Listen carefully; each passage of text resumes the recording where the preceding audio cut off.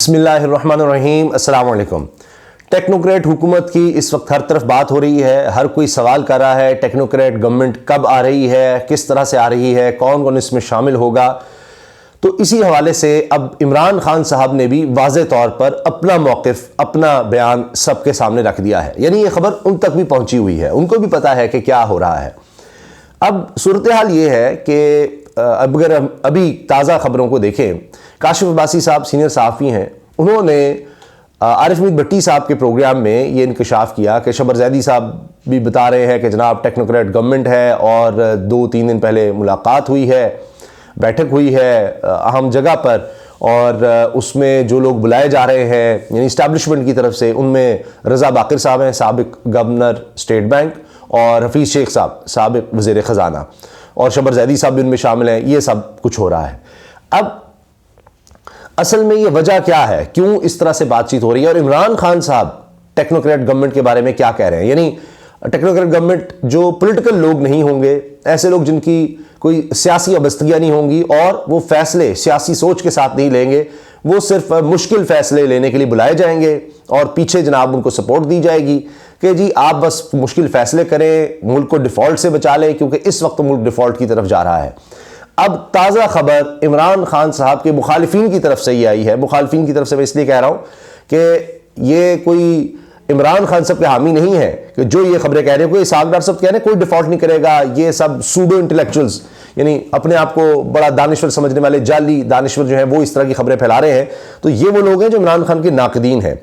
वो क्या कह रहे हैं, उनमें जनाब सीएनए रिपोर्टर है शहबाज राना साहब, वो कहते हैं Pakistan is set to make debt repayments of over $1 billion to 2 foreign commercial banks early next month.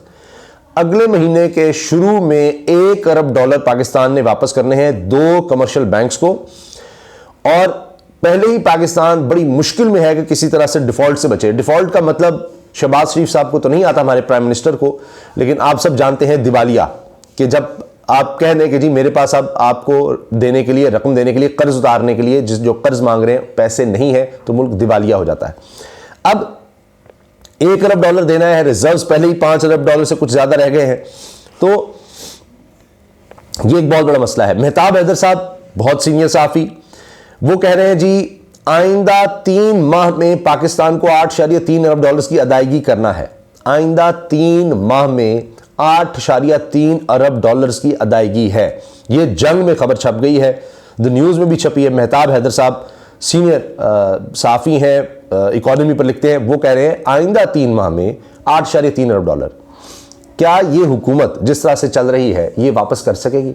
ये क्या $1 अरब जो अगले महीने आ रहा है जनवरी के शुरू में, वो वापस कर सकेगी? खुद सोचिए। इस वजह से जो हालात पैदा हो गए हैं, इस वजह से मजबूर हो चुकी है एस्टैब्लिशमेंट कि अब टेक्नोक्रेट गवर्नमेंट लाई जाए।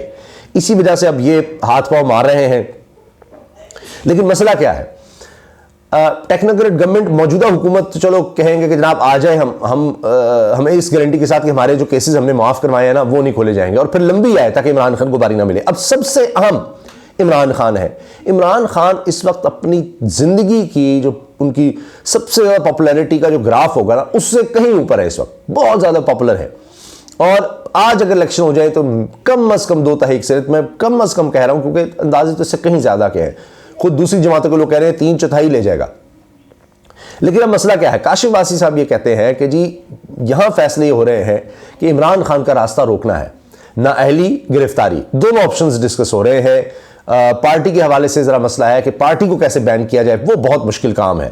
अब इसमें हत्ता कि टेक्नोक्रेट गवर्नमेंट को चलाना चाह रहे हैं, इसमें अदालतों को क्या किया जाएगा, क्या एक फिर नजरिया जरूरत पर जाया जाएगा, एक ये पॉलिटिकल कू एक दोबारा किया जाएगा, एक रजीम चेंज, ये भी एक मसला है। तो इसमें सबसे अहम प्लेयर इमरान खान है। अब आप आ जाइए, इससे पहले कि इमरान खान साहब पर आए वो क्या टेक्नोक्रेट गवर्नमेंट के बारे में कह रहे हैं, मैं चंद और खबरें आपके सामने रख रहा हूं। सबसे बड़ा स्पिनिंग यूनिट जो पाकिस्तान का है, निशात चूनिया, उन्होंने 25% प्रोडक्शन अपनी कैपेसिटी कम कर दी है।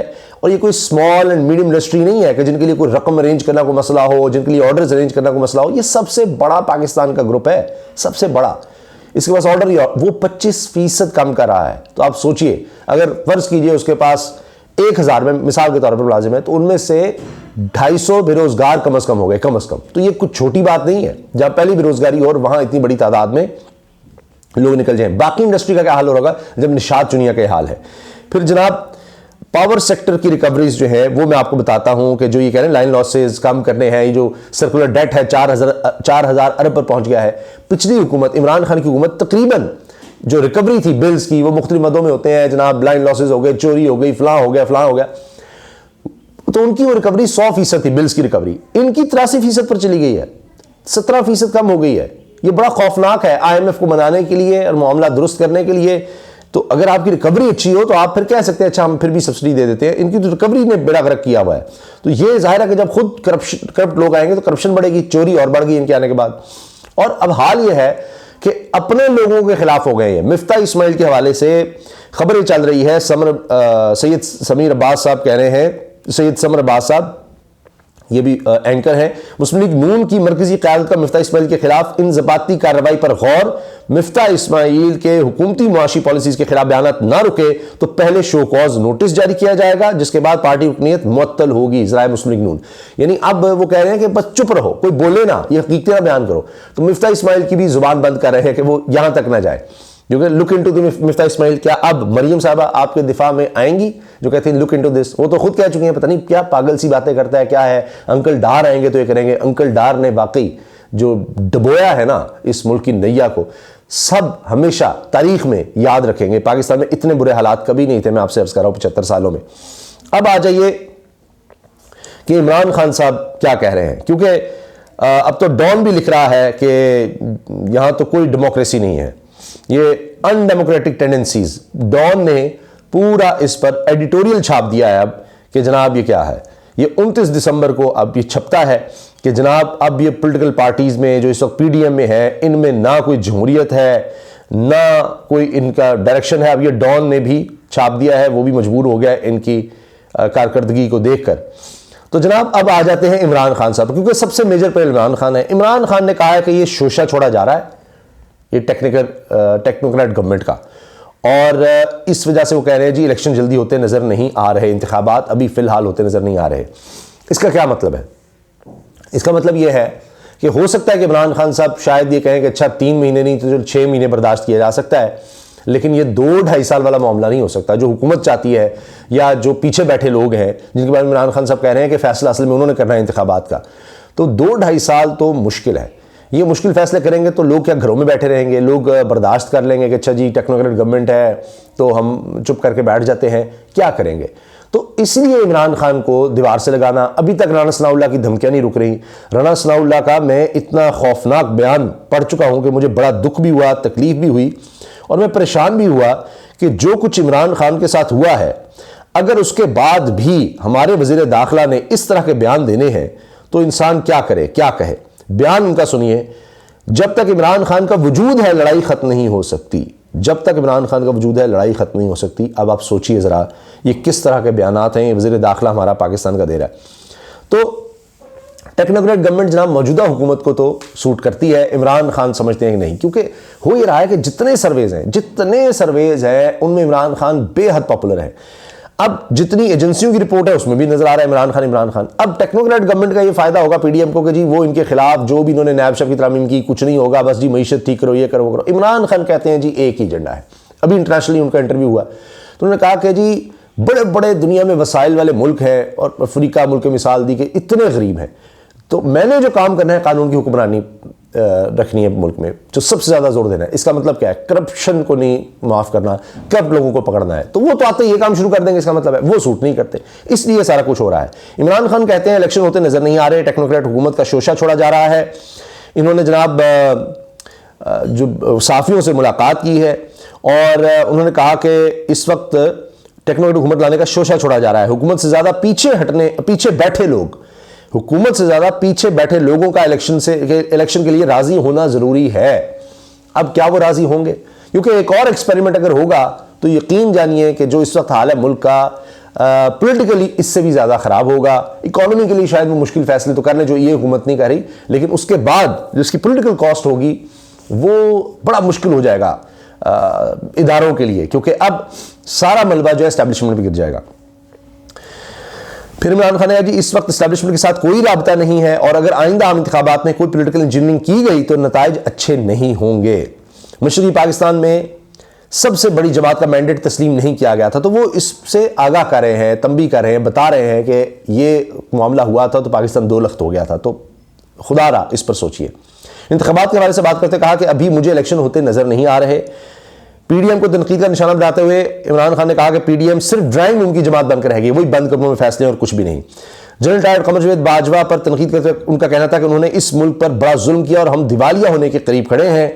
जनरल टायर कमर जावेद बाजवा से हमारी हुकूमत के अच्छे ताल्लुकात रहे, मगर इनके नजदीक सियासतदानों की करप्शन बेमानी थी। नैब कवानीन में तरमीम करके 1100 अरब रुपए की करप्शन के केसेस खत्म किए गए। इस वक्त मुस्लिम लीग नून और पाकिस्तान पीपल्स पार्टी के मफादात बैरून मुल्क हैं। जब दोनों खानदानों के मफादात पाकिस्तान में नहीं है तो इनसे मिसाक़ी मईशत कैसे करें। हमारी हुकूमत में 5% दिवाले का खतरा था, जो अब 90% हो चुका है। मुल्क पर कब्जा ग्रुप का राज और जंगल का कानून है। कानून की हुक्मरानी कायम किए बगैर पाकिस्तान के मसाइल हल नहीं हो सकते, जबकि मुल्क में इस्तेहकाम का वाहिद हल शफाफ इंतखाबात हैं। तो वो हल ये कह रहे हैं, कोई टेक्निकल गवर्नमेंट कुछ हल नहीं है, सिर्फ और सिर्फ साफ शफाफ इंतखाबात। फिर कहा जी इस्टेब्लिशमेंट के साथ ताल्लुकात खराब नहीं थे, लेकिन आखिर में आकर कमर जावेद बाजवा के साथ ताल्लुकात खराब हुए। हुसैन हक्कानी पैसे पाकिस्तान से ले रहे थे, लेकिन वहां लॉबिंग हुकूमत के खिलाफ कर रहे थे। अफगानिस्तान से बातचीत ना की गई तो मुल्क में दहशतगर्दी की लहर में इजाफा हो सकता है। मजीद कहा कि जिस तरह मीडिया मेरे दौर में महंगाई पर बोलता था, आज वो मीडिया खामोश है। वाकई जो मेन स्ट्रीम मीडिया है उस तरह बात नहीं कर रहा, और पहले इससे आधी होगी कीमतें इमरान खान के दौर में, तो इससे जनाब कई गुना कवरेज होती थी। आज उससे दुगनी कीमतें हो गई है, लेकिन कवरेज उससे कई गुना कम हो चुकी है। तो ये है हमारा मीडिया, इसलिए मैनेज किया जाता है, इसलिए फिर अपने साथ नौकरियां दी जाती हैं, कभी पीसी में भी लगा दो, कभी कहीं लगा दो, और रकम जो है इन लोगों को देते रहो। आपका टेक्नोक्रेट गवर्नमेंट के बारे में क्या ख्याल है, कमेंट सेक्शन में ज़रूर आगाह कीजिएगा। अल्लाह हाफ़िज़।